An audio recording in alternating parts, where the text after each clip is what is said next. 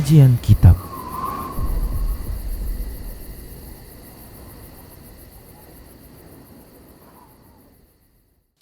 Bismillah, assalamualaikum warahmatullahi wabarakatuh. Innal hamdalillah nahmaduhu wa nasta'inuhu wa nastaghfiruh wa na'udzu billahi min shururi anfusina wa min sayyiati a'malina. Man yahdihillah fala mudhillalah wa man yudlilhu fala hadiyalah. Wa asyhadu an la ilaha illallah wahdahu la syarikalah wa asyhadu anna Muhammadan abduhu wa rasuluhu sallallahu alaihi wasallam. Qala Allahu tabaraka wa ta'ala, ya ayyuhalladzina amanu taqullaha haqqa tuqatih wa la tamutunna illa wa antum muslimun.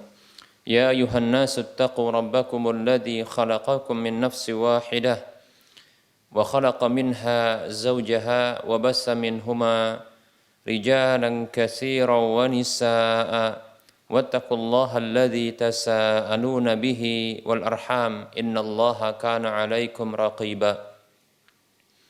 Ya ayyuhalladzina amanu taqullaha wa qulu qawlan sadida yuslih lakum a'malakum wa yaghfir lakum dhunubakum wa may yuti'illaha wa rasulahu faqad faza fawzan 'azima. Amma ba'd, fa inna asdaqal hadisi kitabullah wa khairal huda huda Rasulillahi sallallahu alaihi wasallam wa syarral umuri muhdatsatuha wa kullu muhdatsatin bid'ah wa kullu bid'atin dhalalah wa kullu dhalalatin finnar. Para hamba Allah rahimani wa rahimakumullah, tidak bosan kita senantiasa bersyukur kepada Allah Subhanahu wa taala, menyanjung dan memujinya atas semua nikmat yang Allah berikan.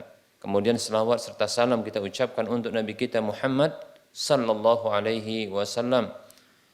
Semoga Allah Subhanahu wa taala mewafatkan kita di atas ketaatan kepada Rasul-Nya. Para pemirsa Rosyad TV dan para pendengar Radio Medan Mengaji di mana saja Anda berada, rahimani wa rahimakumullah.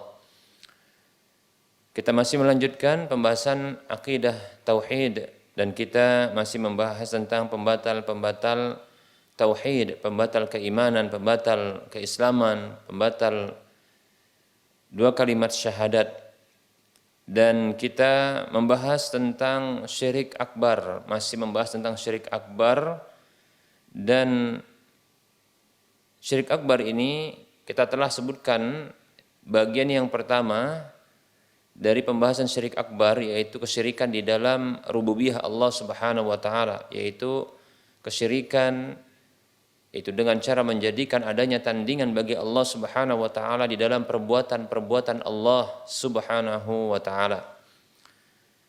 Para muslim rahimani wa rahimakumullah, pada pertemuan yang sebelumnya telah kita sebutkan bahwa sebagaimana tauhid itu dibagi menjadi tiga berdasarkan hak-hak Allah Subhanahu wa taala, yaitu tauhid rububiyah, mengesahkan Allah Subhanahu wa taala di dalam perbuatan-perbuatannya, kemudian tauhid uluhiyah, mengesahkan Allah Subhanahu wa taala di dalam hak ibadah, kemudian tauhidul asma was sifat, mengesahkan Allah Subhanahu wa taala di dalam hak nama dan sifat Allah Subhanahu wa taala dengan menetapkan apa saja yang telah Allah tetapkan untuk dirinya di dalam kitab sucinya maupun lewat lisan Rasulnya Muhammad sallallahu alaihi wasallam berupa nama dan sifat-sifat Allah Subhanahu wa taala, tanpa kita melakukan penyamaan dengan makhluknya, tanpa kita membayangkan dan mempertanyakan bagaimana bentuk aslinya, dan tanpa kita menolak sebahagiannya, serta tanpa kita melakukan ta'wil, yaitu memalingkan kepada makna yang lainnya. Demikian pula terjadi pembahagian sejumlah tiga di dalam kesyirikan, ya, yaitu kesyirikan itu dengan syirik akbar statusnya itu terbagi menjadi tiga pula berdasarkan hak-hak Allah Subhanahu wa taala, yaitu hak rububiyah Allah, hak keesaan Allah di dalam perbuatan-perbuatannya, hak keesaan Allah di dalam ibadah kepadanya, dan hak Allah Subhanahu wa taala di dalam nama dan sifat-sifatnya. Baik para muslim rahimani rahimakumullah, telah berlalu pembahasan kesyirikan dengan status akbar, syirik besar itu terjadi pada perbuatan-perbuatan Allah dan ini sudah kita sebutkan. Nah, kali ini kita akan menyebutkan lebih cepat pembahasannya ya. Karena pembahasan sebelumnya kita menjelaskan tentang tauhid, kita mulai dari pembahasan tauhid rububiyah, kemudian tauhid uluhiyah, kemudian tauhidul asma wa sifat.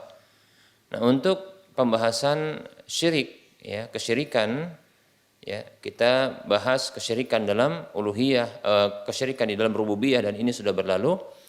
Dan semestinya kita bahas berdasarkan urutan pembahasan tauhid, yaitu kita bahas ya kesyirikan dengan status syirik akbar di dalam hak Allah yaitu uluhiyah. Namun ini kita akhirkan pembahasannya dikarenakan lebih luas dan lebih banyak ya rinciannya, oleh karenanya kita akhirkan, kita dahulukan yaitu kesyirikan yang terjadi di dalam nama dan sifat Allah Subhanahu wa taala. Dan ini yang kita bahas adalah kesyirikan dengan status syirik akbar. Nah, para muslim rahimani rahimakumullah, apa maksud kesyirikan yang terjadi di dalam nama dan sifat Allah Subhanahu wa taala? Yaitu menjadikan bagi Allah Subhanahu wa taala ada yang sebanding, ada yang setara, ada yang semisal di dalam ya sebahagian dari nama dan sifat-sifat Allah Subhanahu wa taala, atau mensifati Allah Subhanahu wa taala dengan sesuatu dari sifat-sifat makhluk. Demikian. Nah, tentunya ketika mensifati Allah Subhanahu wa taala dengan salah satu dari sifat-sifat makhluk, nah tentunya berarti menjadikan makhluk ini sebagai tandingan bagi Allah Subhanahu wa taala. Ini bentuk melecehkan Allah Subhanahu wa taala juga. Demikian para muslim rahimani wa rahimakumullah. Nah, oleh karenanya tindakan memberikan nama ya, memberikan nama kepada selain Allah Subhanahu wa taala dengan nama-nama Allah Subhanahu wa taala ya, dengan adanya keyakinan, disertai dengan adanya keyakinan ya bahwa selain Allah tersebut memiliki sifat seperti yang ada pada Allah Subhanahu wa taala, maka ini merupakan bentuk kesyirikan di dalam nama dan sifat Allah Subhanahu wa taala dengan status syirik akbar. Atau mensifati ya Allah Subhanahu wa taala dengan salah satu dari sifat-sifat makhluk yang sama ya, yang sama ya dengan makhluk tersebut. Jadi Allah Subhanahu wa taala disifati dengan sifat makhluk ya, dan itu sama ya. Maka ini merupakan bentuk ya tindakan kesyirikan di dalam nama dan sifat Allah Subhanahu wa taala. Nah, para muslim rahimani wa rahimakumullah.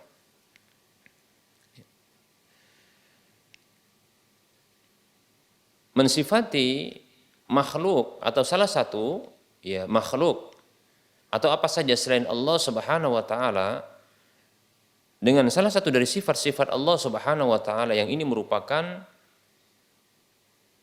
kekhususan Allah Subhanahu wa taala di dalamnya ya, maka tindakan ini merupakan bentuk kesyirikan ya. Jadi kita akan sebutkan bentuk rinciannya ya.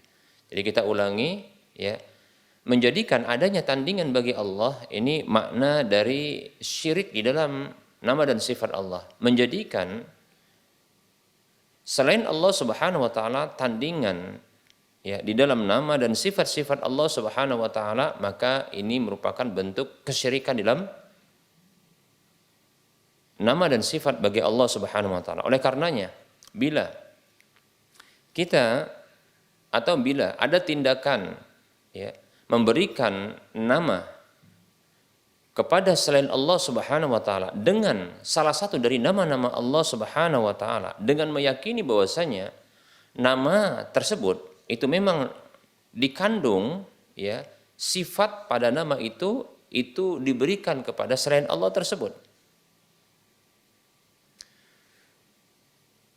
Maka para muslim rahimani wa rahimakumullah, ini merupakan bentuk ya rincian dari kesyirikan di dalam nama dan sifat Allah Subhanahu wa taala. Contoh, Allah Subhanahu wa taala memiliki nama Ar-Rahman. Ya. Contohnya adalah Allah Subhanahu wa taala memiliki nama Ar-Rahman, yaitu Dzur Rahmatil Wasi'ah, yaitu zat yang memiliki sifat rahmat yang luas, yang itu diberikan kepada, yang Allah berikan rahmat itu kepada seluruh makhluknya, ya, baik itu mukminnya maupun kafirnya, baik itu manusianya maupun selain manusianya, demikian, seluruhnya demikian. Nah, apabila Allah Subhanahu wa taala, nama Allah ini yaitu Ar-Rahman, ini disematkan, diberikan ya kepada salah satu makhluk. Salah satu makhluk, seperti contohnya kepada salah seorang syekh atau tuan guru yang begitu diagungkan dan dimuliakan. Ya, karena begitu baiknya kepada murid-muridnya, sampai-sampai muridnya memberikan gelar kepadanya atau nama kepadanya Ar-Rahman. Demikian, Ar-Rahman, dengan keyakinan bahwasanya, ya, dengan keyakinan bahwasanya gurunya ini memang memiliki sifat rahmat yang luas, bukan hanya kepada manusia yang muslim, ya, begitu juga kepada manusia yang kafir, begitu juga kepada binatang, kepada tumbuhan dan seterusnya. Ya, diyakini demikian, karena mungkin gurunya ini tampak di dalam kegiatan sehari-hari ketika masa hidupnya, ya, begitu memiliki sifat kasih sayang. Nah, sang murid ketika itu, ya, atau murid-muridnya menggelari atau memberikan nama dengan Ar-Rahman. Nah, ini merupakan bentuk kesyirikan. Pelaku kesyirikan adalah sang murid tersebut. Demikian. Nah, ini bentuk kesyirikan dengan satu syirik akbar di dalam nama dan sifat Allah Subhanahu wa taala. Begitu juga di antara nama-nama Allah Subhanahu wa taala adalah Al-Hakim. Al-Hakim, ya, Al-Hakim, zat yang bijaksana di dalam memutuskan kebijakan, ya, seperti itu. Yang adil di dalam memutuskan kebijakan-kebijakannya.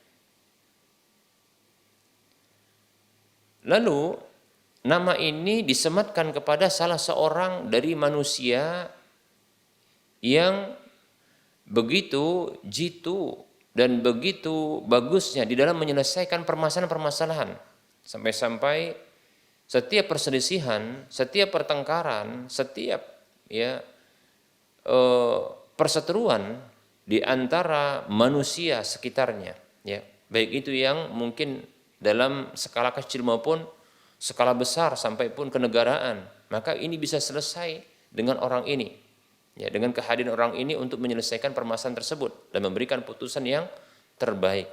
Lantas orang-orang di sekitarnya menyebutkan, ya, kepadanya dengan gelar Al-Hakim atau Al-Hakim contohnya, ya. Al-Hakim contohnya diberi gelar dengan Al-Hakim, dengan keyakinan bahwasanya memang orang ini ketika memutuskan, ya, hukum, memutuskan berbagai kebijakan, ketetapan, maka ini selalu adil dan penuh dengan kebijaksanaan.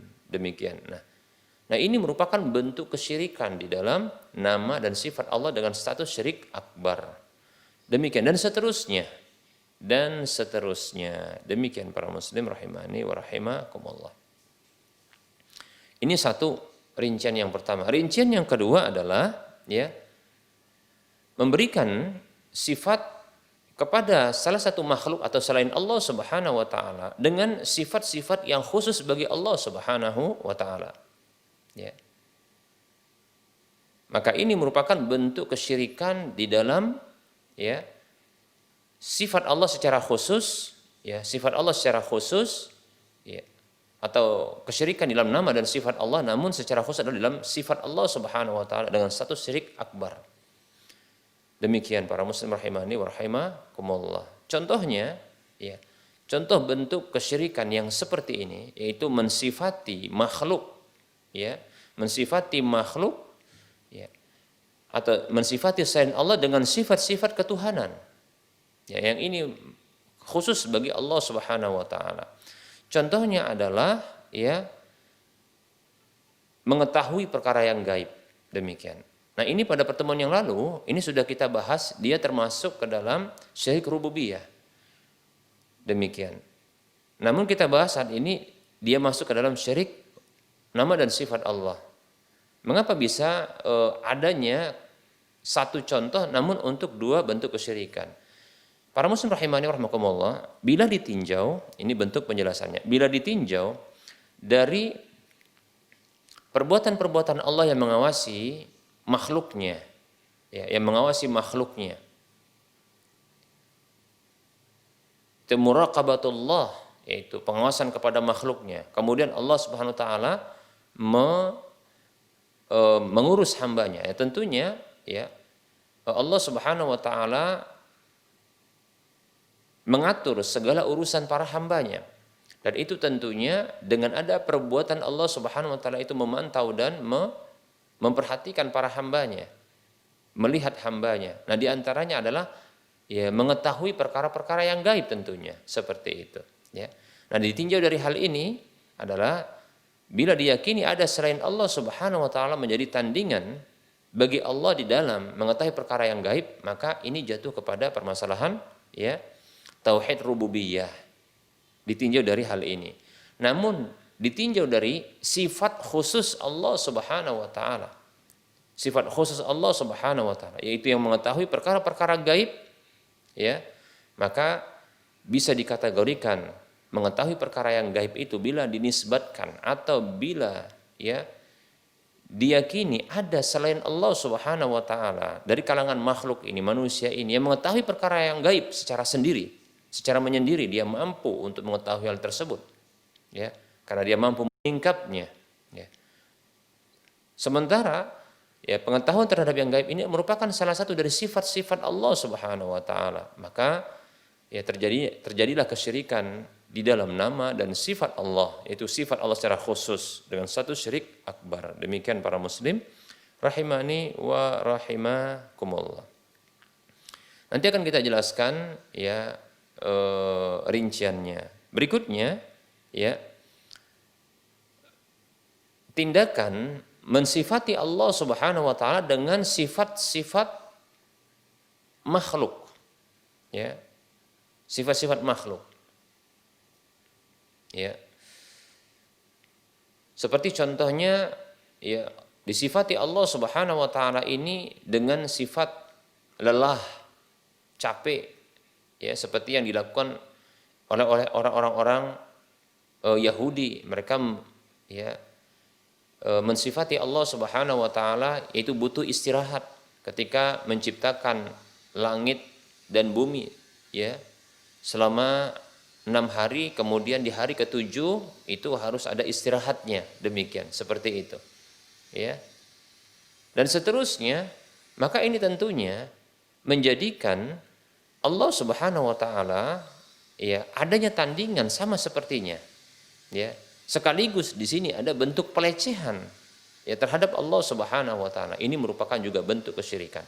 Ya, bentuk kesyirikan di dalam nama dan sifat Allah. Karena menurunkan derajat Allah, ya, menurunkan derajat Allah Subhanahu wa taala kepada derajat makhluk, ya. Di mana ya Allah Subhanahu wa taala disifati dengan sifat-sifat makhluk. Nah, tentunya tandingan bagi Allah dalam hal ini menjadi banyak karena makhluk ini banyak, demikian, ya. Seperti itu. Ini adalah bentuk kesyirikan di dalam nama dan sifat-sifat Allah Subhanahu wa taala, ya. Ini merupakan bentuk kesyirikan di dalam nama dan sifat-sifat Allah Subhanahu wa taala dengan status syirik akbar, sekaligus ya padanya terdapat muatan pelecehan terhadap Allah Subhanahu wa taala, demikian. Nah, oleh karenanya ya kita begitu tersinggung, ya kita begitu cemburu ketika ternyata ya terjadi kesyirikan ini di permukaan bumi ini dan kita mengetahuinya. Mestinya kita harus membela hak Allah Subhanahu wa taala. Mestinya kita ya membela hak Allah Subhanahu wa taala sebagaimana ketika hak Rasulullah sallallahu alaihi wasallam dilecehkan, ya, dihinakan, ya, diperolok-olok, maka kita pun merasa cemburu, ya. Kita bangkit untuk membela Nabi sallallahu alaihi wasallam. Maka demikian pula, ya, kita membela hak Allah Subhanahu wa taala, bahkan lebih, ya, karena ini adalah hak pencipta alam semesta. Demikian para muslim rahimani wa rahimakumullah. Baik, di antara bentuk kesyirikan di dalam nama dan sifat Allah Subhanahu wa taala tadi sudah kita sebutkan, yaitu memberikan ya kepada salah satu makhluk itu atau mensifati salah satu makhluk itu dengan sifat-sifat ketuhanan, ya. Nah, di antaranya adalah kita sudah sebutkan tadi, ya, mensifati makhluk bahwasanya ya dia mengetahui perkara yang gaib. Dia mengetahui perkara yang gaib. Nah, para muslim rahimani wa rahimakumullah. Bila seseorang meyakini orang lain itu mengetahui perkara yang gaib dengan sendirinya, karena dia mampu untuk menyingkap, begitu diyakini, dia mampu untuk menyingkap tabir ya kegaiban-kegaiban dengan sendirinya, ya, dengan kemampuan yang dimilikinya, maka ini merupakan bentuk kesyirikan. Orang yang meyakini itu jatuh ke dalam kesyirikan dengan satu syirik akbar di dalam nama dan sifat-sifat Allah Subhanahu wa taala. Begitu. Nah, apabila ada seseorang yang dia sendiri mengklaim dirinya itu mengetahui perkara yang gaib. Dia mengklaim bahwasanya dirinya mengetahui perkara yang gaib. Dia mengumumkan kepada orang-orang, ya, dia mengakui bahwasanya dirinya mengetahui perkara yang gaib dengan sendirinya. Dia mampu untuk menyingkap hal tersebut, ya. Maka orang ini telah memposisikan dirinya sebagai tandingan bagi Allah Subhanahu wa taala sementara dia ridho, maka orang ini bisa dinyatakan taghut. Nah, tentunya itu merupakan bentuk kesyirikan di dalam nama dan sifat Allah Subhanahu wa taala, ya, dengan satu syirik akbar. Demikian para muslim rahimani wa rahimakumullah. Ya. Baik para muslim rahimani wa rahimakumullah. Apa itu perkara yang gaib? Ya, segala hal yang tidak bisa diketahui oleh makhluk, ya, dan mereka tidak akan mengetahuinya, ya, dan apa saja yang tidak bisa diketahui oleh makhluk dengan panca inderanya, dengan salah satu dari panca inderanya, maka inilah disebut dengan kegaiban, ya, kegaiban. Jadi perkara yang gaib adalah ya maghaba an a'yunin nas, yaitu sesuatu yang tersembunyi, tertutup dari pandangan manusia atau dari pengetahuan manusia. Demikian. Inilah disebut dengan kegaiban, ya. Kegaiban itu ada yang bersifat hakiki, ada yang bersifat relatif, ya. Ada yang bersifat sama sekali tidak diketahui perkara yang gaib tersebut. Ada yang bersifat dia relatif, ya, yaitu bisa diupayakan untuk diketahui. Demikian para muslim rahimani wa rahimakumullah. Adapun yang relatif ini adalah seperti contohnya apa yang tersembunyi pada pandangan kita, namun bisa kita lihat setelah kita mendekati sesuatu yang tersembunyi tersebut. Ya, ini pun perkara yang gaib. Seperti contohnya, ya, kita tidak mengetahui, ya, apa yang terjadi di jalanan, karena saat ini kita berada di suatu ruangan. Demikian. Ya. Nah, kita akan mengetahui perkara yang tersembunyi dari kita itu juga termasuk disebut dengan perkara yang gaib. Kita akan bisa mengetahuinya bila kita melakukan bentuk usaha, ya, yaitu dengan cara berjalan menujunya. Nah, ini disebut dengan kegaiban yang sifatnya relatif. Namun ini bisa diperoleh dengan cara yang manusia semuanya bisa.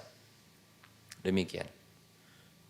Baik para muslim rahimani wa rahimakumullah, adapun ya kegaiban-kegaiban yang sifatnya hakiki yang memang Allah Subhanahu wa taala tutupi, yang tidak akan bisa, ya, tidak akan bisa ditampakkan, tidak akan bisa disingkap, ya, kecuali Allah Subhanahu wa taala yang menyingkapnya, yang memberitahunya.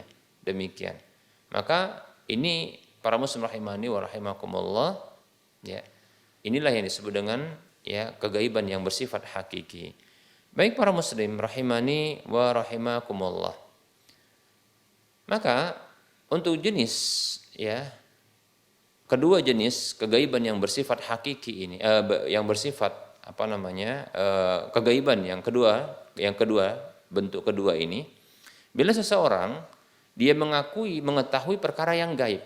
Walaupun dia tidak melakukan sebuah bentuk usaha, dia hanya bentuknya seperti menerawang, ya, dan tanpa dia melakukan sebuah tindakan yang ini bisa, ya, masuk secara logika untuk dia mengetahui. Seperti contohnya, ya, seseorang untuk melihat bagaimana, ya, ukuran satu bintang, maka dia bisa melihat dengan teropong bintang. Itu dia melakukan sebuah usaha yang logis, demikian, ya. Maka yang seperti ini logis, maka bisa. Namun bila seseorang dia mengaku mengetahui perkara yang gaib, atau diakui, dinyatakan, diyakini orang tersebut memiliki kemampuan mengetahui perkara yang gaib, ya, dengan cara-cara yang tidak logis dia mengetahuinya, ya, maka yang seperti ini, para muslim rahimani rahimakumullah, inilah bentuk mengetahui perkara yang gaib, yang ini merupakan hak Allah Subhanahu wa taala semata, demikian. Maka orang ini atau keyakinan seperti ini merupakan bentuk kesyirikan di dalam nama dan sifat Allah Subhanahu wa taala dengan status syirik akbar. Demikian para muslim rahimani wa rahimakumullah. Allah Subhanahu wa taala menjadikan mengetahui perkara yang gaib itu adalah sifat khusus bagi dirinya. Tidak ada yang mengetahui selain dirinya. Allah Subhanahu wa taala berfirman dalam surah An-Naml ayat 65, Allah mengatakan, A'udzu billahi minasyaitonir rajim. Qul la ya'lamu man fis samawati wal ardil ghaiba illallah. Katakan Muhammad sallallahu alaihi wasallam, katakan, perintah Allah Subhanahu wa taala kepada nabi kita Muhammad sallallahu alaihi wasallam untuk mengatakan ini. Tidak ada yang mengetahui apa saja yang ada di langit. Tidak ada seorang pun, ya, yang ada di langit maupun di bumi yang mengetahui perkara yang gaib kecuali Allah Subhanahu wa taala. Tidak ada seorang pun yang di langit maupun yang di bumi mengetahui perkara yang gaib kecuali Allah Subhanahu wa taala. Demikian para muslim rahimani wa rahimakumullah. Bahkan Allah Subhanahu wa taala, ya, menyatakan dengan bentuk pembatasan semata, ya. Lihat ini tadi dalam surah An-Naml ayat 65 Allah menyebutkan juga dalam bentuk pembatasan. Di ayat, ya, yang ke-20 dari surah Yunus juga demikian. Allah Subhanahu wa taala berfirman dengan bentuk pembatasan, A'udzu billahi minasyaitonir rajim. Innamal ghaibu lillahi. Sesungguhnya kegaiban itu adalah milik Allah Subhanahu wa taala. Kegaiban itu hanya milik Allah, sehingga Allah yang bisa mengetahuinya. Demikian. Di ayat yang lain dalam surah Al-An'am ayat 59 Allah Subhanahu wa taala berfirman, A'udzu billahi minasyaitonir rajim. Wa 'indahu mafatihul ghaibi la ya'lamuha illallah, la ya'lamuha illahu. Wa 'indahu mafatihul ghaibi, dan di sisinya lah kunci-kunci kegaiban itu, la ya'lamuha illahu, tidak ada yang mengetahuinya kecuali Dia. Demikian, yaitu Allah Subhanahu wa taala. Jadi kegaiban-kegaiban itu, ya, itu dikunci oleh Allah Subhanahu wa taala, ya, dan kuncinya ada di sisi Allah Subhanahu wa taala. Pembukanya ada di sisi Allah Subhanahu wa taala. Tidak ada yang bisa mengetahui kecuali Allah Subhanahu wa taala. Demikian. Oleh karenanya, ya, apabila ada orang yang mereka mengaku mereka bisa membuka tabir kegaiban itu, ini orang, ya, ini sungguh dia telah mengklaim atau mensifati dirinya dengan salah satu dari sifat ketuhanan, dan ini merupakan bentuk, ya, menjadikan dirinya sebagai tandingan bagi Allah Subhanahu wa taala. Dia telah menjadikan dirinya sebagai tandingan bagi Allah Subhanahu wa taala. Nah, ini merupakan bentuk kesyirikan dengan status syirik akbar di dalam, ya, sifat dan nama Allah Subhanahu wa taala. Demikian. Nah, yang disebut oleh para ulama ini adalah tauhid, ya, ini disebut dengan tauhid orang ini karena dia ridho, ya. Bahkan dia yang mempromosikan dirinya demikian. Bahkan Allah Subhanahu wa taala berfirman, ya, kepada nabinya Muhammad sallallahu alaihi wasallam untuk mengatakan, ya, memproklamirkan, ya, menyatakan, mengiklankan bahwasanya dirinya itu Nabi Muhammad sallallahu alaihi wasallam itu tidak mengetahui perkara yang gaib, ya, Dalam surah Al-A'raf ayat 188 Allah Subhanahu wa taala berfirman, A'udzu billahi minasyaitonir rajim. Qul la amliku li nafsi naf'an wala darran illa ma syaa Allah walau kuntu a'lamul ghaiba lastaksartu minal khairi wa ma massaniya su. Katakanlah, firman Allah, Allah perintahkan nabinya untuk mengatakan, katakanlah, la amliku li nafsi naf'an wala darra illa ma syaa Allah. Rasulullah diperintahkan oleh Allah untuk mengatakan hal ini. Aku tidak menguasai, aku tidak memiliki untuk diriku kemampuan memberikan manfaat atau kemudaratan itu aku tidak mampu. Untuk diriku aku tidak mampu. Apalagi untuk orang lain, kecuali apa yang telah ya Allah kehendaki. Contohnya apa?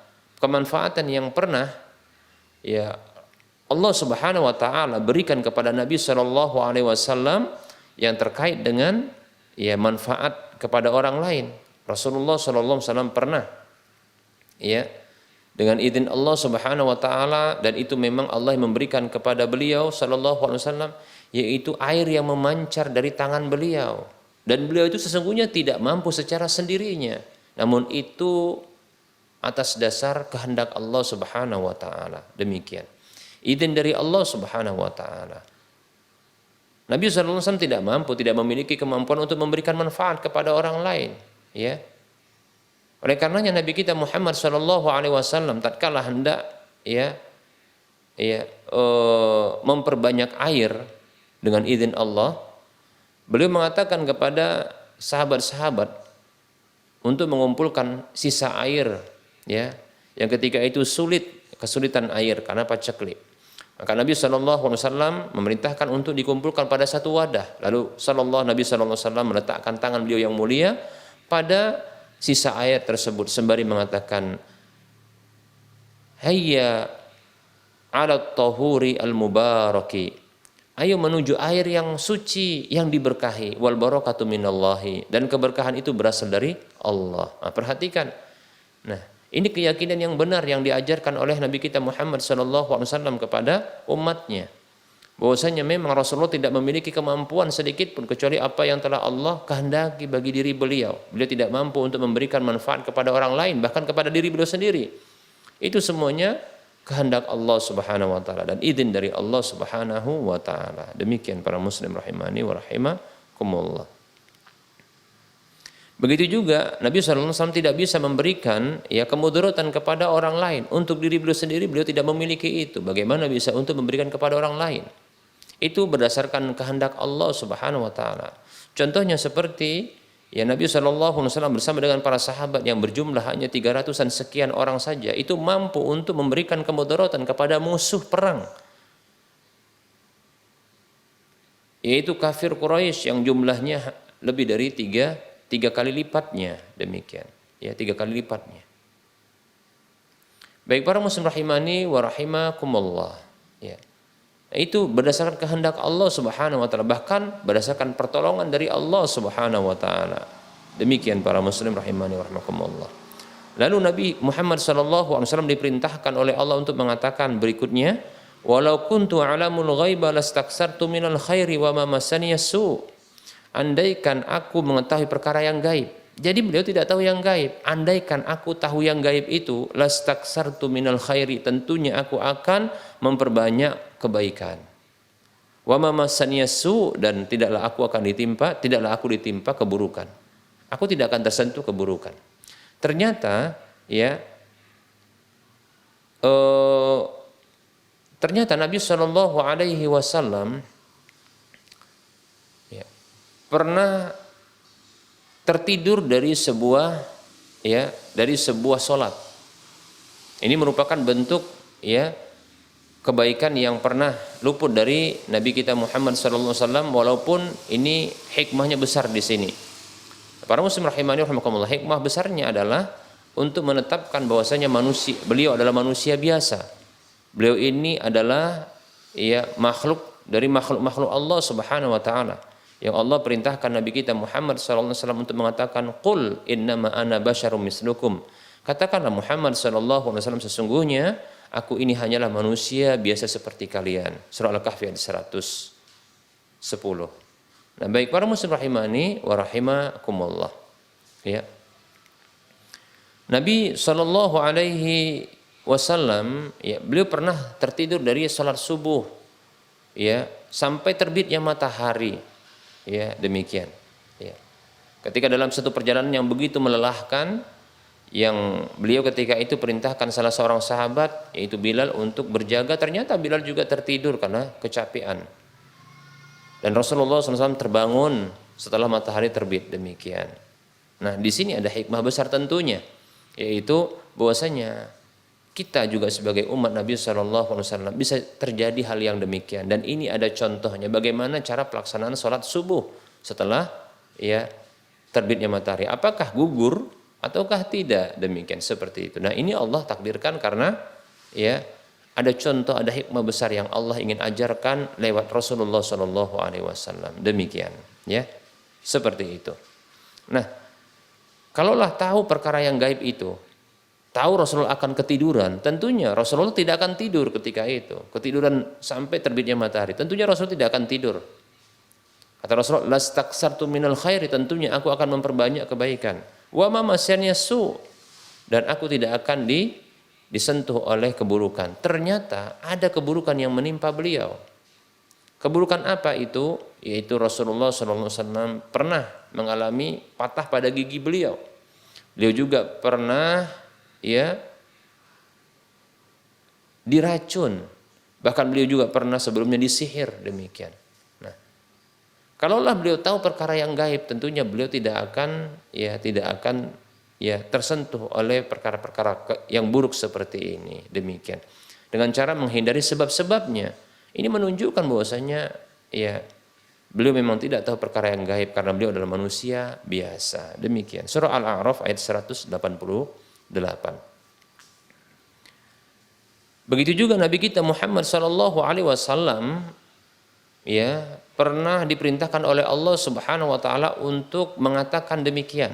Padahal kita tahu Nabi kita Muhammad sallallahu alaihi wasallam adalah hamba terkasih Allah Subhanahu wa taala, hamba yang paling mulia, hamba yang paling bertakwa, yang sangat dekat kedudukannya dengan Allah Subhanahu wa taala.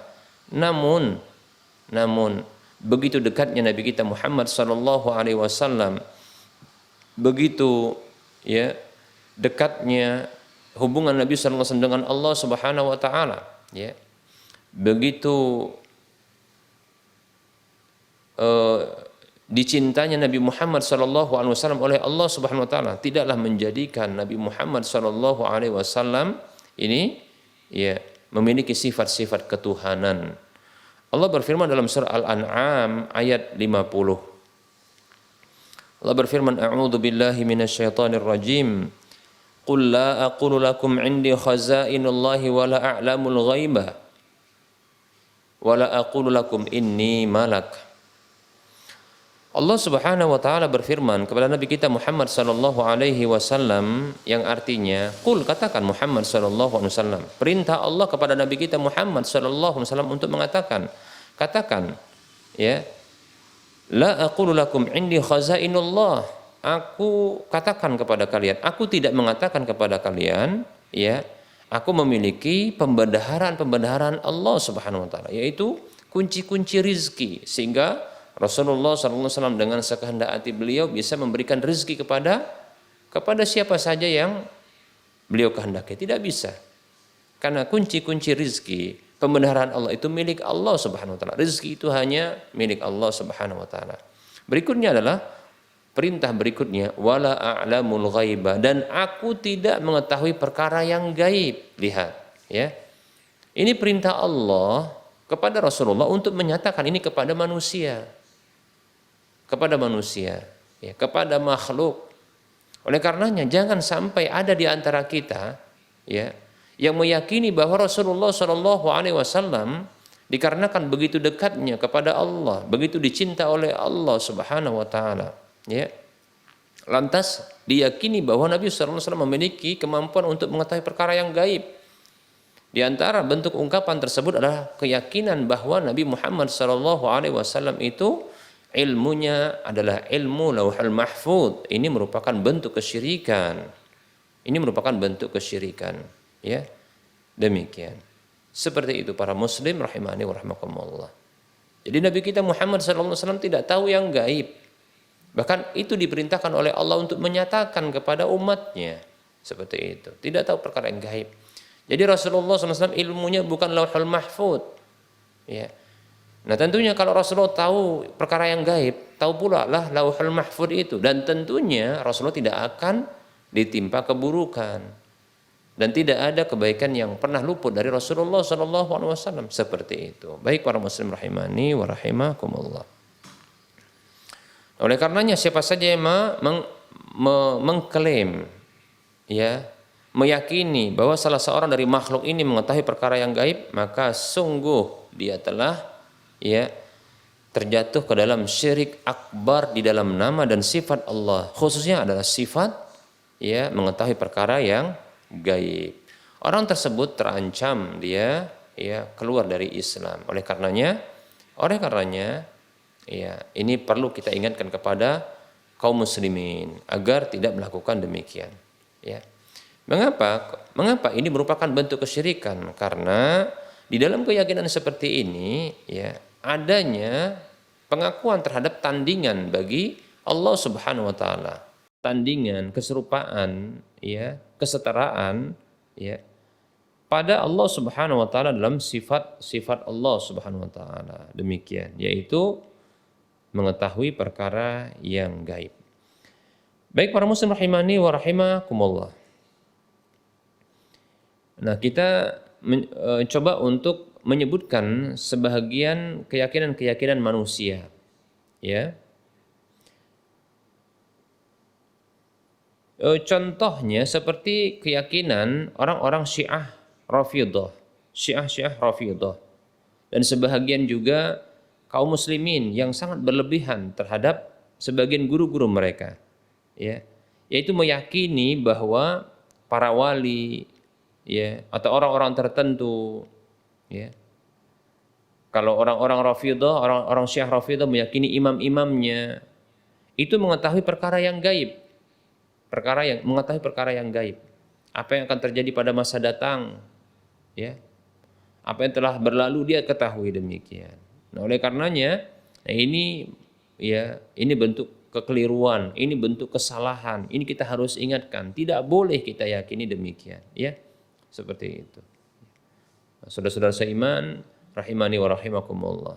Tidak boleh kita meyakini sebahagian guru kita, sebahagian orang-orang soleh, para wali, para imam, ya, ini mengetahui perkara yang gaib. Seperti contohnya, ya, Syekh Siti Jenar mengetahui perkara yang gaib, ya. Syekh Burhanuddin, Syekh macam-macam diyakini, ya. Para wali tersebut diyakini mengetahui perkara-perkara yang gaib, ya. Nah, ini adalah bentuk kesalahan, ya. Begitu juga sebagian nabi, ya.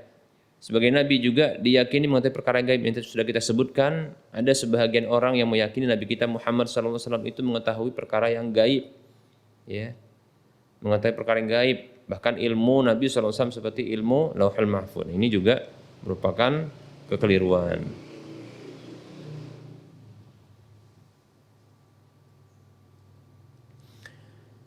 Nah, oleh karenanya kita dapatkan bentuk rembetan masalah dari dari keyakinan seperti ini. Kita dapatkan sebahagian manusia ini mereka ada yang beristighosah dengan para nabi, demikian pula sebagian orang-orang soleh yang sudah wafat, ya, para wali yang sudah meninggal dunia, ya, beristighosah, minta tolong, padahal orang yang beristighosah tersebut minta untuk ditolak bala, ya, ini jauh dari orang yang dimintai tersebut. Para nabi tentunya sudah wafat. Orang-orang soleh, para wali, imam-imam itu sudah juga wafat sebagiannya, atau, ya, kalaupun masih hidup itu jauh dari mereka, ya. Oleh karenanya ini merupakan bentuk bentuk kesalahan, ya, bahkan tumpukan permasalahan, yaitu tumpukan kesalahan. Yang pertama adalah kesalahan, ya, pelanggaran keyakinan, yaitu meyakini bahwasanya, ya, orang-orang yang dimintai istighosah tersebut itu mengetahui perkara yang gaib. Ya. Padahal mereka itu sangat jauh, ada yang sudah wafat, demikian. Nah, ini merupakan bentuk keyakinan bahwa mereka mengetahui perkara yang gaib. Dengan mereka mengucapkan di tempat yang sangat jauh dari orang-orang yang dimintai tersebut, ya, ini diyakini mereka ini mengetahui permintaan mereka. Ini menetapkan adanya ya pengetahuan tentang perkara yang gaib. Kemudian yang kedua adalah mengarahkan istighosah, walaupun ini permasalahan di dalam kesyirikan, dalam pelanggaran terhadap hak Allah Subhanahu wa taala, itu ibadah, yaitu kesyirikan dalam ibadah, demikian ya, yaitu mengarahkan ya ibadah berupa istighosah yang itu merupakan doa itu kepada selain Allah Subhanahu wa taala. Padahal hak ibadah itu hanya milik Allah Subhanahu wa taala, demikian.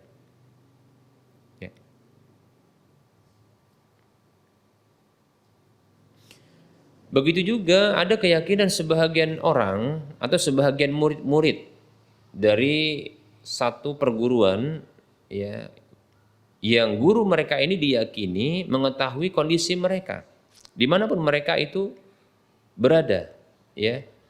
Gurunya ini mengetahui mengetahui kondisi murid-muridnya dimanapun murid-muridnya berada dan dimanapun gurunya berada yang jauh dari mereka, demikian, dan mendengarkan ungkapan mereka. Ya. Kalau meminta, ya, maka ini merupakan bentuk kesyirikan, ya, dengan satu syirik akbar di dalam nama dan sifat Allah Subhanahu wa taala. Ya, secara khusus adalah dalam sifat Allah, yaitu sifat mengetahui perkara yang gaib. Itu diyakini bahwasanya ya selain Allah ini, gurunya ini memiliki kemampuan seperti itu. Ini merupakan bentuk kesyirikan dengan satu syirik akbar. Baik para muslim rahimani wa rahimakumullah. Berikutnya adalah ya, contoh berikutnya adalah perdukunan. Ya, perdukunan. Ya, ini juga sudah kita sebutkan ya pada pembahasan tentang syirik dalam rububiyah. Tapi tidak mengapa, tadi sudah kita sebutkan bahwasanya mengapa ya ini kita bahas dalam ya kesyirikan di dalam nama dan sifat Allah, karena di sini ada salah satu sifat Allah Subhanahu wa taala, yaitu mengetahui perkara yang gaib, yang diklaim ya bahwasanya ada selain Allah yang mengetahui ya atau memiliki sifat ini, ya, mengetahui perkara yang gaib ini. Perdukunan yaitu orang-orang yang mengaku bahwa dia mengetahui perkara yang gaib, ya. Itu dukun, ya, dukun atau tukang ramal, ya, seperti itu, ya. Atau dalam bahasa kita ini orang pintar, ya, ini dia, tapi keblinger, pinter keblinger. Ya. Dianggap dia ini tahu istilah pintar, padahal ini orang bahkan untuk dunia maya, ya, untuk teknologi dia gaptek, ya. Namun ya diyakini orang ini pintar, maksudnya pintar dalam hal-hal yang gaib, yang mengetahui perkara yang gaib, ya. Tukang ramal, ya, orang pintar dan seterusnya. Maka yang seperti ini ya ini merupakan bentuk kesyirikan. Ya, kesyirikan. Bila ada manusia yang meyakini mereka ini mengetahui perkara yang gaib, maka ini merupakan orang yang meyakini itu telah melakukan kesyirikan dengan satu syirik akbar di dalam ya nama dan sifat Allah, secara khusus adalah sifat mengetahui perkara yang gaib, seperti itu. Ya. Bila orang tertentu yang mengakui dia tahu perkara yang gaib atau dia mengetahui hal-hal yang gaib seperti itu, ya, apakah dengan cara ya melihat melihat pada bejana ya air, demikian, ya, atau dengan cara dia menerawang, ya, menerawang, atau dengan cara-cara yang lain seperti contohnya melihat garis tangan, ya, melihat garis tangan atau melihat tanggal, ya, dan seterusnya, tanggal lahir dan seterusnya, ya. Maka ini merupakan pelakunya orang yang melakukan demikian itu disebut dengan peramal, ya. Orang yang disebut dengan dukun, walaupun dia tidak mengakui itu dukun. Jadi kalau ada contohnya orang yang bergelar kiai, ustadz, ya, tuan syekh, tapi dia mengaku tahu yang gaib, ya, maka ketahuilah sesungguhnya dia dukun, ya, dukun sesungguhnya, ya. Dia itu kuhan atau arraf, yaitu ya tukang ramal, dukun, demikian. Baik para muslim rahimani wa rahimakumullah. Walaupun dengan cara yang banyak, ya, dengan cara yang beragam, ya, dengan cara yang variatif yang sudah kita sebutkan tadi, ada yang menebak atau meramal atau mengetahui perkara yang gaib itu dengan melihat garis tangan seseorang, melihat dari angka-angka yang dituliskannya atau huruf-huruf yang dituliskannya. Begitu juga bisa melihat pada terawang ketika dia melihat orang tersebut, ya, menerawang. Begitu juga dengan melihat kepada air yang ada di bejana, demikian dan seterusnya, ya. Ya, cara yang variatif dengan bebatuan, ya, dengan menggaris di tanah, ya, dan seterusnya. Ini merupakan bentuk kesyirikan, ya, dengan satu syirik akbar, kesyirikan yang terjadi pada nama dan sifat Allah, demikian. Secara khusus adalah sifat mengetahui perkara yang gaib. Demikian para muslim rahimani wa rahimakumullah. Perhatikan ada sabda Nabi SAW yang beliau bersabda demikian. Laisa minna man tatayyara au tutuyyira lahu au takahana au tukuhina lahu au sahara au suhira lahu. Wa man atakahinan fasaddaqahu bima yaqulu faqad kafara bima unzila ala Muhammad sallallahu alaihi wasallam. Nabi kita Muhammad sallallahu alaihi wasallam bersabda, ya, bukanlah termasuk golongan kami orang yang bertatayur, yaitu menisbatkan baik dan buruk dengan gerak-geri alam, demikian, ya, atau yang dia ditatayurkan karenanya, diberlakukan tatayur itu untuknya, demikian, atau dia melakukan perdukunan, atau ya orang dibuat sebuah perdukunan untuk dirinya, demikian, tentunya atas dasar izinnya. Atau yang menyihir, atau yang disihirkan untuknya, demikian. Dan siapa saja yang datang kepada dukun, walaupun disebut dengan ustadz, ya, karena dia mengetahui perkara yang gaib, mengaku mengetahui perkara yang gaib. Siapa saja, kata Nabi, man ata kahidan, siapa saja mendatangi dukun itu, fasaddaqahu bima yaqulu, lalu dia membenarkan apa yang dia ucapkan, yang si dukun itu mengucapkan, faqad kafara bima unzila ala Muhammad sallallahu alaihi wasallam, maka sungguh dia telah kafir dengan wahyu atau agama yang diturunkan kepada Nabi Muhammad sallallahu alaihi wasallam. Baik para muslim rahimani wa rahimakumullah.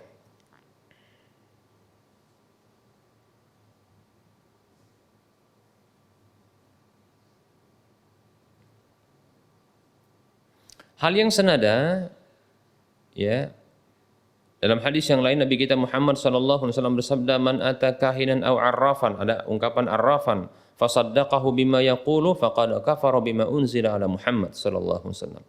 Siapa saja yang datangi dukun atau arraf, tukang ramal, ya, lalu dia membenarkan apa yang dia ucapkan, maka sungguh dia telah kafir dengan apa yang diwahyukan kepada, yang diturunkan kepada Nabi Muhammad sallallahu alaihi wasallam. Baik para muslim rahimani wa rahimakumullah. Contoh yang lain adalah ilmu perbintangan, ya, ilmu perbintangan. Baik para muslim rahimani wa rahimakumullah, ilmu perbintangan ini ada dua macam yang sudah kita sebutkan ketika ada salah seorang penanya bertanya, ya, tentang masalah ini, ya. Ilmu perbintangan itu ada dua, ada disebut dengan astrologi, ada disebut dengan astronomi. Ya, astrologi itulah dia ilmu taksir, ya. Adapun astronomi itulah ilmu tasyir, demikian, ya. Seperti itu. Yaitu, ya, menyimpulkan sebuah kejadian-kejadian, ya, di bumi ini, ya, dengan kondisi-kondisi angkasa. Ya, demikian. Itu namanya ilmu perbintangan. Baik para muslim rahimani wa rahimakumullah. Tadi sudah kita sebutkan ilmu yang pertama adalah disebut dibagi dua, dan satu tentunya syirik, yang satu adalah boleh. Yang syirik itu disebut dengan astrologi, yaitu ilmu taksir, ya, ilmu taksir, yaitu yaitu bentuk ilmu menetapkan adanya kejadian-kejadian, fenomena-fenomena alam yang terjadi di permukaan bumi ini, baik itu saat itu ataupun yang akan datang, itu dikaitkan dengan ya pergerakan benda-benda angkasa, benda-benda angkasa. Yang jalan metodenya adalah dengan menebak dan meramal tanpa didasari dengan bukti yang logis, demikian, ya. Nah, ini merupakan bentuk kesyirikan kepada kepada Allah Subhanahu wa taala. Seperti contohnya, ya, dia tentukan bahwasanya ya kamu akan mengalami kerugian, ya, atau kamu akan mengalami keuntungan, atau kamu akan mendapatkan rizki dengan bentuk seperti ini. Engkau akan dimenangkan, ya, kita akan dikalahkan satu tempat atau satu pihak, atau akan mengalami kemenangan atau kekalahan dan seterusnya. Yang ini tidak ada hubungan sama sekali kejadian ini dengan perbintangan atau pergerakan dari benda-benda angkasa. Demikian para muslim rahimani wa rahimakumullah. Ya. Nah, inilah ya para tukang ramal, ya, yang mereka meramal ya kejadian-kejadian, fenomena-fenomena alam, ya, fenomena yang akan terjadi di permukaan bumi ini dengan fenomena alam, mengkaitkan demikian. Ya. Adapun ya astronomi, ilmu astronomi atau disebut juga dengan ilmu at-tasyir, ya, adalah mengkaitkan fenomena-fenomena alam, ya, itu dengan kejadian-kejadian yang akan terjadi berikutnya, itu dengan perkiraan, dengan tanda-tanda dan alamat-alamatnya. Dan ini berdasarkan pengalaman yang berulang-ulang, ya, dan kebiasaan. Seperti contohnya ya pergerakan angin yang sudah kita sebutkan pada waktu yang lalu, pergerakan awan, ya, kemudian kemunculan bintang. Bahwasanya bintang ini bila dia muncul biasanya tidak diyakini bintang ini yang menurunkan atau melakukan pengaruh tersebut, tapi bintang ini sebagai tanda saja. Tanda kalau bintang ini muncul, kebiasaannya akan ya terjadi demikian dan demikian. Bukan karena bintang itu yang memiliki pengaruh, tapi ini sebagai tanda saja. Dan ini dibenarkan yang seperti itu, asalkan berdasarkan pengamatan dan penelitian, ya. Dan ini yang dilakukan oleh Badan Meteorologi dan Geofisika, demikian, ya. Nah, ini tidak masalah. Lebih-lebih mereka pun seperti yang kita sebutkan itu menggunakan kalimat ya perakiraan, ya, seperti itu. Hanya memperkirakan saja, ya, berdasarkan tanda-tandanya. Seperti ya ungkapan kita ketika melihat mendung, ya. Ketika kita melihat mendung, maka kita katakan sepertinya akan hujan. Lihat, kita memberikan perkiraan, ya, memberikan perkiraan akan turunnya hujan disebabkan mendung, padahal belum tentu. Dan ini pun terjadi bahwasanya terkadang hujan juga terkadang tidak hujan, seperti itu. Yaitu melihat apa? Melihat tanda-tanda, ya, dengan memprediksi adanya sesuatu dengan tanda-tandanya. Nah, ini dia. Memprediksi sesuatu dengan adanya tanda-tandanya, seperti itu. Nah, contoh ya,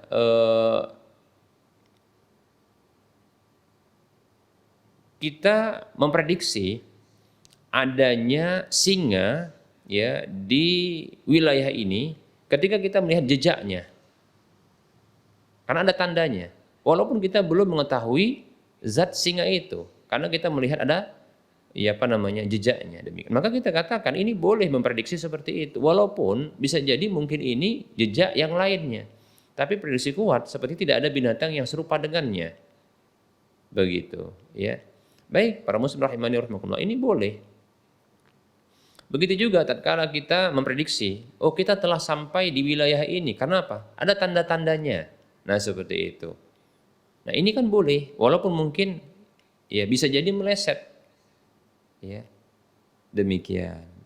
Seperti itu. Dan ini dibenarkan. Oleh karenanya Allah Subhanahu wa taala berfirman di dalam surah An-Nahl ayat 16, ini sudah kita sebutkan, ya, wa alamatin wa bin najmi hum yahtadun. Dan itu sebagai tanda-tanda, ya. Dan dengan bintang gemintang mereka itu mendapatkan petunjuk, ya, penunjuk jalan maksudnya. Demikian para muslim rahimani wa rahimakumullah.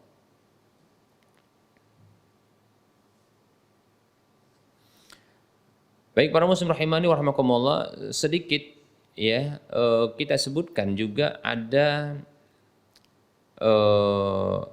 bentuk ya kesyirikan juga, yaitu menetapkan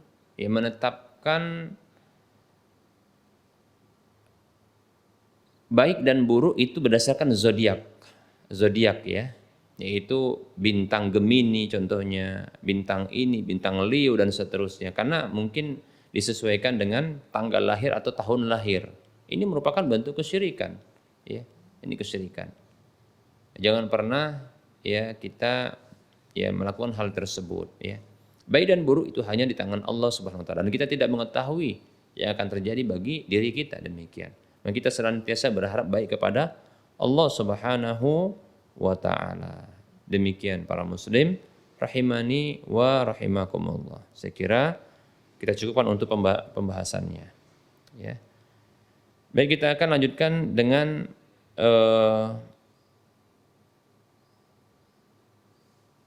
menjawab soal. Ada pertanyaan namun ini di luar tema, tidak masalah ya. Assalamualaikum Ustadz, izin bertanya, saya punya seorang anak laki-laki berusia 9 tahun tapi belum akikah. Sekarang istri saya sedang hamil 8 bulan. Kami berencana untuk mengakikahkan anak kami nantinya insya Allah. Tapi kami hanya mampu membeli 2 ekor kambing saja. Kalau anak kami nantinya laki-laki lagi, apakah boleh kami akikahkan anak kami keduanya hanya 2 ekor kambing? Terus bagaimana sunnah dalam akikah tersebut Ustaz? Apa benar kita tidak boleh menerima manfaat dari akikah tersebut? Semisal menerima pemberian hadiah atau uang dari tamu yang datang Ustaz. Terima kasih Ustaz, jazakallahu khairah. Ya. Waalaikumsalam warahmatullahi wabarakatuh. Wa anta fajazakallahu khairah. Ya. Para ulama berbeda pendapat tentang mengakikahi anak yang lewat dari waktu 21 hari, ya, demikian. Ketika anak belum diakikahi, sudah usia 9 tahun, apakah anak tersebut ya wajib atau apakah ada syariat untuk mengakikahinya? Demikian. Maka di sini tentunya terjadi perbedaan pendapat di kalangan para ulama. Ada yang membolehkan, ya, ada juga yang tidak, ya, tidak membolehkan. Artinya tidak dikatakan itu sebagai bentuk akikah. Ya, seperti itu. Saya sendiri condong kepada pendapat yang akikah itu hanya terbatas ya pada 21 hari dan itu hanya kewajiban dari orang tua, ya, demikian, dan itu terkait dengan kemampuan tentunya, ya, seperti itu. Ya, itu hanya ada beban bagi orang tua, bukan yang lainnya. Rasulullah SAW bersabda, al-aqiqatu tuzbahu li sab'in au li arba'a asyrata au li ihda wa ishrin. Nabi SAW bersabda, akikah itu disembelih di hari ke-7 atau di hari 14 atau di hari yang ke-21, demikian. Ya, hadisnya dihasankan oleh Syekh Al-Albani rahimahullahu taala. Baik para muslim rahimani rahimakumullah, adapun setelah itu bila kita tidak memiliki kemampuan maka gugur dari kita. Demikian, ya. Wallahu taala alam. Namun apabila ingin berpendapat dengan pendapat yang lain bahwasanya anak tersebut ya ini mazhab Syafi'i, boleh untuk diakikahi selama anak tersebut belum baligh, maka wallahu taala alam ini silakan ingin berpendapat demikian, ya. Bila tentunya ada kemampuan sebelum ya baligh, ada kemampuan sebelum anak tersebut baligh. Nah, adapun saya pribadi condong bila memang memiliki kemampuan untuk membeli 2 ekor kambing, ya 2 ekor kambing, maka arahkan saja untuk anak yang akan lahir ini, ya untuk anak yang akan lahir ini, demikian ya, seperti itu. Jadi dana yang dimiliki saat ini arahkan saja untuk ya untuk akikah, ya persiapan akikah, ya anak yang akan lahir ini, demikian. Adapun yang telah berlalu karena ketidakmampuan atau karena ketidaktahuan, ya, maka itu sudah berlalu waktunya dan mudah-mudahan Allah Subhanahu wa taala ya memaafkan kita seperti itu, ya. Baik para muslim rahimani wa rahmakumullah, ya tentunya sunnah akikah itu ya bersamaan dengan itu, ya sunnah akikah itu bagaimana sunnah akikah itu? Ya kalau sunnah akikah adalah hewannya yang paling baik adalah tentunya jantan, walaupun boleh betina, ya. Para ulama berbeda pendapat apakah ya akikah itu hewannya, hewan kambingnya ini sama syaratnya dengan hewan kurban. Satu pendapat mengatakan demikian, harus sama dengan syarat-syarat hewan kurban, demikian. Ada pendapat yang lain dan saya condong kepada pendapat ini bahwasanya tidak mesti sama dengan syarat hewan kurban, demikian ya. Jadi tidak mesti sama. Begitu juga dalam penentuan usianya, ya. Kemudian ada cacat atau tidaknya, demikian. Maka ini tidak mesti, ya. Hewan kurban tersebut tidak mesti harus sama dengan hewan akikah, itu tidak mesti harus sama dengan hewan kurban. Wallahu taala alam. Demikian, ya. Adapun akikah itu disembelih di hari ke-7 kelahiran, bisa juga di hari yang ke-14 bila tidak mampu, atau mundur sedikit di hari yang ke-21, demikian. Seperti itu. Baik, bersamaan dengan akikah ini ada sunnah yang lain seperti contohnya mencukur rambut, ya, mencukur rambut, ya di hari ke-7 mencukur rambut lalu menimbangnya, bisa nanti bersedekah, ya dengan konversi emas atau perak dari berat rambut tersebut yang sudah dicukur, demikian ya. Jika lapang silahkan dengan konversi ke emas, kalau ya sempit silahkan dengan konversi perak, demikian ya. Begitu juga memberikan nama di saat itu, ya, memberikan nama di saat itu, ya, diberikan nama di saat itu, dan sunnah-sunnah yang lainnya wallahu taala alam. Terkait dengan hadiah yang diberikan oleh para undangan yang hadir dalam acara walimahan akikah ini, ya, maka saya condong boleh, tidak masalah, ya, tidak masalah, ya, tidak masalah untuk menerima hadiah. Yang jelas, ya, merupakan adab, janganlah ya ketika kita memberi bermaksud untuk mendapatkan pemberian, ya. Ini ada muatan muatan ketidakikhlasan menurut Imam Asy-Syafi'i, ya, rahimahullahu taala, ya. Tidak ada muatan ketidakikhlasan ketika memberi dengan maksud untuk mendapatkan pemberian, seperti itu, ya. Namun bila memang karena merupakan ya tuntunan syariat ajaran agama Islam ini untuk membuat akikah, lantas mengundang saudara-saudara seiman, lalu mereka dengan sukarela memberikan hadiah sebagai bentuk balasan, maka ini silakan terima, tidak masalah, ya, silakan terima. Dan ini mudah-mudahan ya termasuk hadis Nabi SAW, tahadau tahabbu, hadis riwayat Baihaqi, ya, saling memberilah pasti saling akan mencintai. Tapi janganlah ya ketika memberi ya tapi pamrih, ya, yaitu tidak ikhlas mengharapkan pemberian dari orang lain. Wallahu taala a'lam.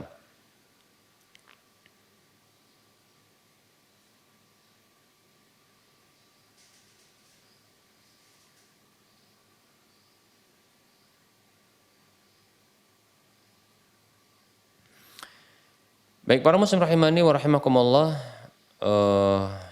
waktu di sini mendekati sholat zuhur ya. Kita cukupkan dulu, mohon maaf ya terlalu panjang sekali penjelasan dalam penyampaian materi, begitu juga menjawab pertanyaan tadi ya. Sehingga hanya satu saja pertanyaan yang bisa dijawab, mohon maaf. Insyaallah taala kita bisa bertemu lagi pada waktu mendatang untuk menyampaikan materi dan menjawab pertanyaan-pertanyaan yang telah masuk atau yang akan masuk. Baik para muslim rahimani rahimakumullah, tentunya dalam penyampaian ini banyak kesalahan dan kekurangan serta kekeliruan ya, kepada Allah Subhanahu wa taala saya mohon ampun, kepada para pemirsa dan para hadirin saya mohon maaf. Wassallallahu ala Muhammad wa ala alihi wa washabihi ajmain walhamdulillahirabbil alamin. Assalamualaikum warahmatullahi wabarakatuh.